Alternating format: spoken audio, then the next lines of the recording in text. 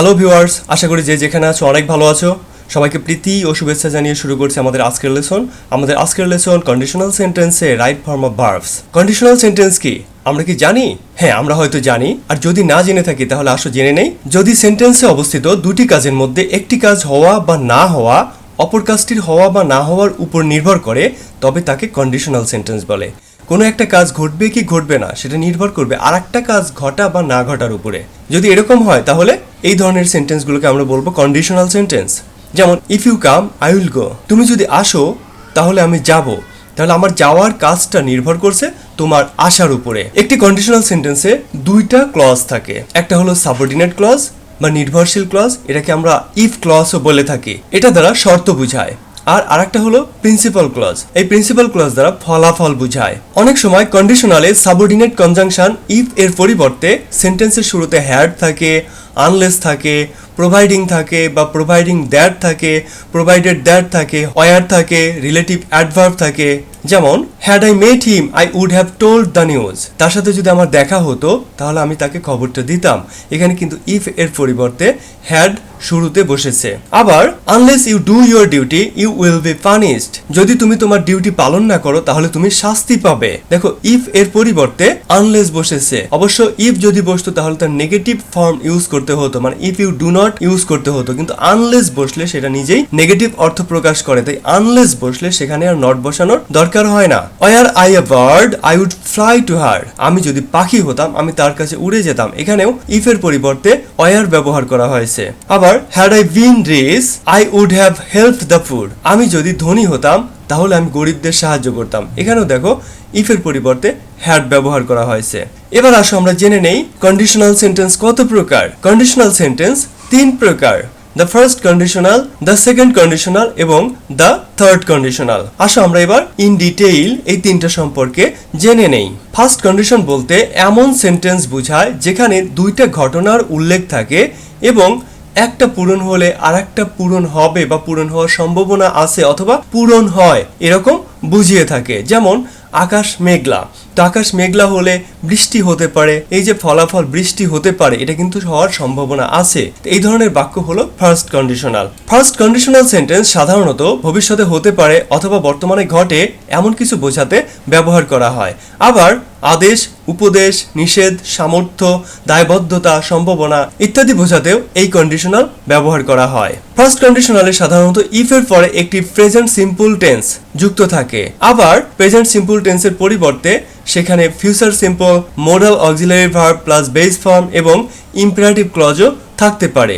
Example দেখো, if it rains I will not go to market, যদি বৃষ্টি হয় তাহলে আমি মার্কেটে যাব না। লজিক্যাল, ভবিষ্যতে ঘটবে।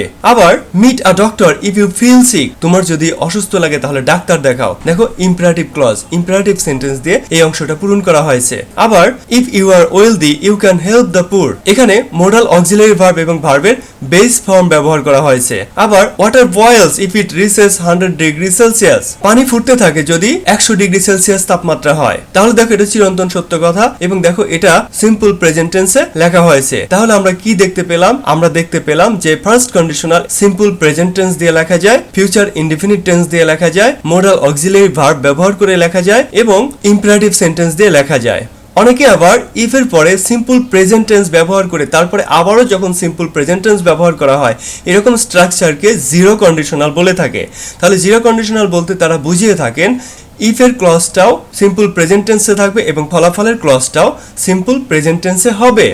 Second conditional, second conditional sentence হলো কোনো ঘটনা সত্য হতে পারত কিন্তু তা হয়নি, অথবা কোনো ঘটনা আর ঘটার কোনো সম্ভাবনা নেই, অথবা কোনো ঘটনা ঘটা অসম্ভব বা অসত্য, এরকম যদি বোঝায় তাহলে আমরা সেই সেন্টেন্সগুলো সেকেন্ড কন্ডিশনে ব্যবহার করে থাকি। তবে সেকেন্ড কন্ডিশনালে বিশেষ শর্ত হলো ইফের পরে পাস্ট সিম্পল টেন্স ব্যবহার করা হবে এবং তারপরে সাবজেক্ট প্লাস উড প্লাস ভার্বের বেস ফর্ম দিয়ে আরেকটা ক্লজ মানে ফলাফলের ক্লজ আমাদের লিখতে হবে। তাহলে সেকেন্ড কন্ডিশনালে ইফ যুক্ত ক্লজটা হবে সিম্পল পাস্ট টেন্সে এবং ফলাফলের যে ক্লজ সেটা হবে subject plus would, could, might এই সকল মোডাল অক্সিলারি ভার্ব এবং তারপরে ভার্বের বেস ফর্ম। এক্সাম্পল দেখো, if he worked hard he would succeed, সে যদি কঠোর পরিশ্রম করত, সে সাকসিড হতো, সে সফলকাম হতো। কিন্তু দেখো সেই সময় আর নেই, এটা অতীত হয়ে গেছে, সুতরাং সেই সময় আর আসবে না। সুতরাং এটা হলো সেকেন্ড কন্ডিশনাল। আবার I would never do this if I were you, আমি যদি তুমি হতাম তাহলে এই কাজ কখনোই করতাম না। দেখো এটা ইম্পসিবল, এটা কখনোই হওয়া সম্ভব না। তাহলে অসম্ভব কোনো কিছু সেকেন্ড কন্ডিশনে ব্যবহার হতে পারে। থার্ড কন্ডিশন কি? এরকম কন্ডিশনাল দ্বারা অতীতের কোনো ঘটনার বর্ণনা দেয়া হয় যা ঘটেনি বা ঘটতে পারতো না এবং ফলাফল শুধুমাত্র কল্পনা মাত্র। এরকম সেন্টেন্স কখনো ঘটা সম্ভব ছিল না, কখনো ঘটতও না। আর ফলাফলটা হলো কল্পনা করা। অধিকাংশ ক্ষেত্রে এই সেন্টেন্সগুলো আকাশ কুসুম কল্পনার মতো শোনায়।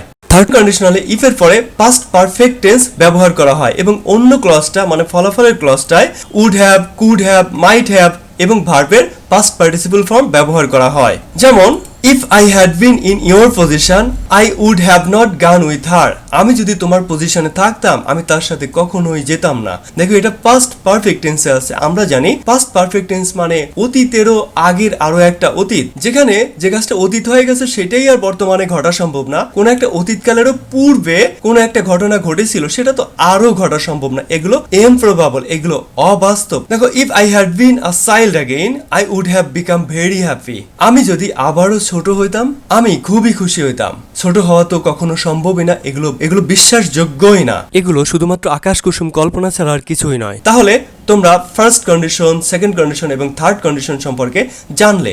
এবার ফার্স্ট কন্ডিশন, সেকেন্ড কন্ডিশন এবং থার্ড কন্ডিশনে ভার্বের কিরকম ব্যবহার হয়, আসো আমরা সেটা নিয়ে রাইট ফর্ম অফ ভার্বের মধ্যে আলোচনা করি।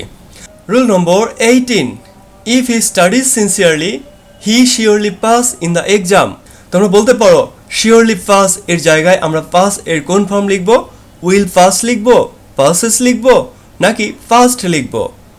আমরা লিখবো if he studies sincerely he will surely pass in the exam. If দিয়ে শর্তবোধক বাক্য যুক্ত হয়।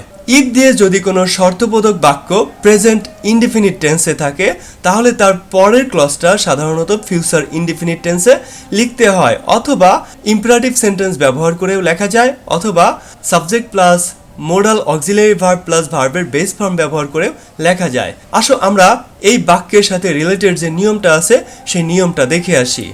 ইফ দিয়ে দুইটি ক্লজ যুক্ত হলে ইফ যুক্ত ক্লজটি যদি প্রেজেন্ট ইনডিফিনিট টেন্স থাকে তাহলে অন্য ক্লজটি ফিউচার ইনডিফিনিট টেন্সে লিখতে হয়, অথবা ইম্পারেটিভ সেন্টেন্সে লিখতে হয়, অথবা সাবজেক্টের পরে can, May, must, have to, should, অথবা অন্য কোনো মোডাল অক্সিলারি ভার্ব এবং তারপরে ভার্বের বেস ফর্ম ব্যবহার করেও লেখা যায়। আসো আমরা স্ট্রাকচারটা দেখে আসি।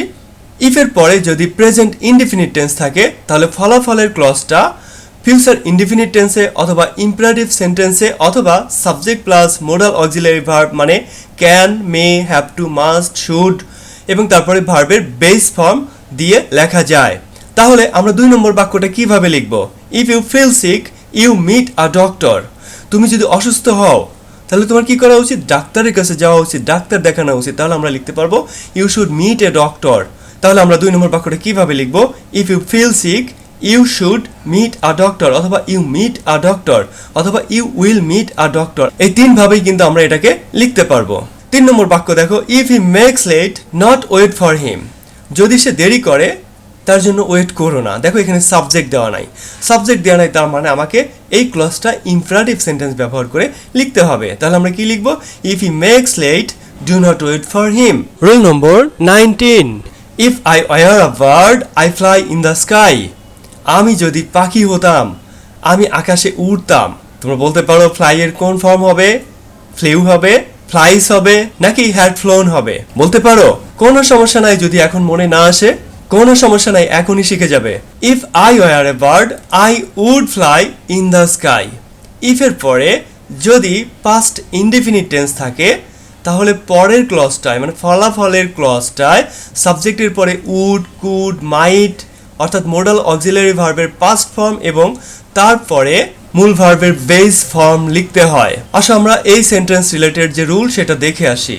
ইফ দিয়ে দুইটি ক্লজ যুক্ত হলে ইফ যুক্ত ক্লজটি যদি পাস্ট ইনডিফিনিট টেন্সে থাকে তাহলে অন্য ক্লজটি মানে ফলাফলের যে ক্লজটি সেটা ফিউচার ইন দ্য পাস্ট, অর্থাৎ সাবজেক্টের পরে উড, কুড, মাইট ইত্যাদি বসবে এবং মূল ভার্বের বেস ফর্ম বসাতে হবে। স্ট্রাকচার দেখো, ইফ এর পরে যদি পাস্ট ইনডিফিনিট টেন্স থাকে তাহলে ফলাফলের ক্লজ হবে সাবজেক্ট প্লাস উড, কুড অথবা মাইট এবং ভার্বের বেস ফর্ম। এখানেও কিন্তু রাইট ফর্ম অফ ভার্ব থাকতে পারে, যেমন এখানেও থাকতে পারে। তবে মনে রাখতে হবে যদি বি ভার্ব থাকে এবং সেই বি ভার্ব দ্বারা যদি অবাস্তব কিছু বোঝায় তাহলে সেটা অয়ার হবে। তাহলে 2 নম্বর বাক্যটা আমরা কিভাবে লিখব? রানের জায়গায় কি আমরা রানস লিখব নাকি র্যান লিখব? কি লিখবো আমরা? র্যান লিখব। আমরা লিখব if he ran fast he would win the race.